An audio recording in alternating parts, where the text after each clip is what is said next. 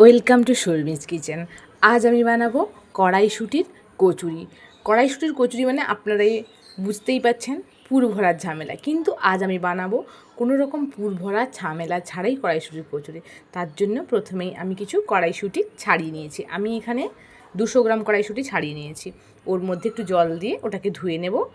তারপরে কড়াইয়ের মধ্যে জল গরম হলেই আমি নুন 1 চামচ দিয়ে কড়াইশুঁটিগুলো দিয়ে দেব। দেওয়ার পরে এটাকে আমি একটু ফুটিয়ে নেব। ফোটানো হয়ে গেছে, দেখতে পাচ্ছেন আপনারা। এবার রেস্টে আমি রেখে দেওয়ার পরে এটাকে তুলে নেব।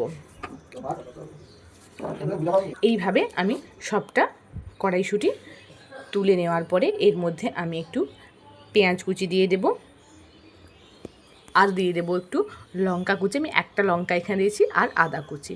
এবারে এটাকে খুব ভালোভাবে একটা পেস্ট আমরা তৈরি করে নেব।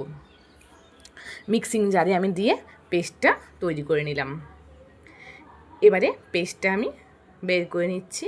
আমি কিন্তু এখানে কোনো জল ইউজ করব না, আমি মিক্সিং জারে তাই জলটা আলাদা করে রেখে দিয়েছি। আমি নিয়ে নিয়েছি 200 গ্রাম কড়াইশুঁটির জন্য 3 কাপ ময়দা। ওর মধ্যে পরিমাণ মতো নুন আর একটু খাওয়া সোডা আমি দিয়ে ভালোভাবে মিশিয়ে নিয়েছি। মেশানো হয়ে গেলে আমি এর মধ্যে কড়াইশুঁটির পেস্টটা একটুভাবে দিয়ে ভালোভাবে ডোটাকে প্রস্তুত করে নেব।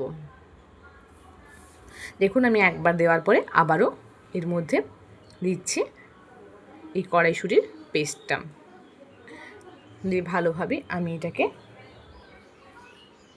ডোটাকে তৈরি করে নেব। দেখছেন ডোটা প্রস্তুত হয়ে গেছে। এবারে আমি এটাকে 2 মিনিটের জন্য রেস্টে রেখে দেব।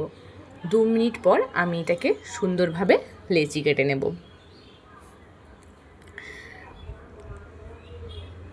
আপনারা কালারটা দেখেই বুঝতে পারছেন, খুব সুন্দর একটা কালার এসছে। এবারে বাকি লেচিগুলো আমি প্রস্তুত করে নিয়েছি। এবারে আমি একটা চপিং বোর্ডের মধ্যে একটু তেল দিয়ে ভালোভাবে কচুরিগুলো একে একে বেলে নেব। দেখুন, কচুরিগুলো আমার বেলা কমপ্লিট হয়ে গেছে। এবারে আমি কড়াই বসিয়ে তেলটা গরম হওয়ার পরে একে একে এই কড়াইশুঁটির কচুরিগুলো ভেজে নেব।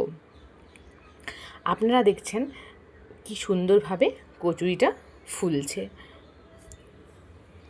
সাধারণত কড়াইশুঁটি করলে আমাদের একটা সমস্যা থাকে, পুর ভরতে হবে এবং প্রপারলি যাতে ওর মধ্যে পুরটা সেদ্ধ হয়। কিন্তু এইভাবে আপনারা যদি তৈরি করেন তাহলে খুব সুন্দর, স্বাদে খেতে দুর্দান্ত এবং খুব ভালোভাবে ফুলে উঠবে এই কচুরিগুলো। দেখুন, সবগুলো কচুরি কিন্তু পারফেক্টভাবে ফুলছে। আমি আপনাদের সামনে প্রায় কিছুগুলো আমি ভেজে দেখিয়ে দিচ্ছি। আপনারাও এইভাবে অবশ্যই কড়াইশুঁটির কচুরি করবেন এবং আমাকে জানাবেন আপনাদের কেমন লাগলো এর টেস্ট। কমপ্লিট আমাদের কড়াইশুঁটির কচুরি। এই কড়াইশুঁটির কচুরিটা আমি কলার কোপ্তার সাথে সার্ভ করে নিয়েছি। আপনারা কলার কোপ্তার রেসিপিটা দেখে নেবেন, লিংক দেওয়া রয়েছে।